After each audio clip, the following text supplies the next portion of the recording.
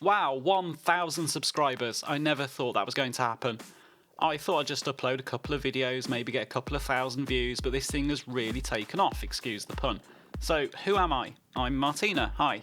I'm an engineer in an electronics factory, and many would say something of a nerd. I do especially like the dirty cogs of civilization that keep everything going despite a lot of people not liking them.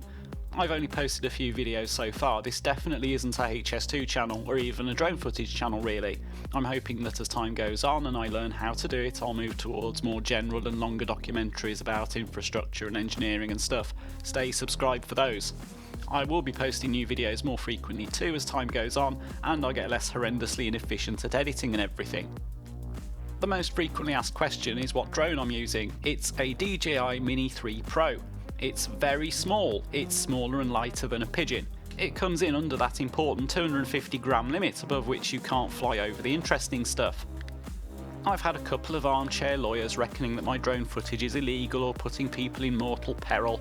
I'm not going into the full details of the regulations here, but having looked at all this at some length, I am quite sure that I'm not doing anything wrong, unlike a lot of the other drone videos people post. I do definitely keep the drone in sight as is required. A lot of the shots are actually planned in advance. There's a lot of landing the drone, travelling in a car or on foot to the next shot and taking off again. A lot of the time I'm actually in shot somewhere. To be honest, it has been very useful to keep eyes on the drone. There's been 2 times I've had problems of any kind. Once there was some interference and I kept losing the picture and control, but because the drone was so close by it was pretty easy to sort out. Another time some pigeons decided to start attacking it. Now I checked the footage afterwards, which I'm showing you now, and all you can see is like one pigeon for less than a second. If I hadn't had eyes on the drone I probably wouldn't have noticed and the pigeons could have brought it down. So I do strongly recommend keeping sight of your drone. In all this I've read far more YouTube comments than I would normally care to, and most of them have been nice. I've only deleted a few. I think whether HS2 is worth it or not is a complicated question and should be the subject of a future video, so watch out for that.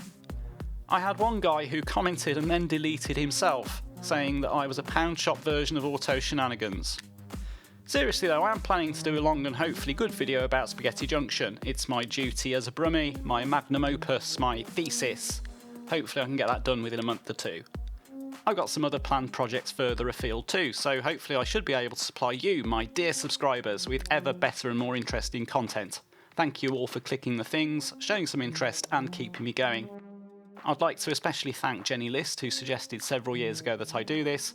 Also thanks to the guys at work who've given me much encouragement, and all the weird people on TPB, you know who you are.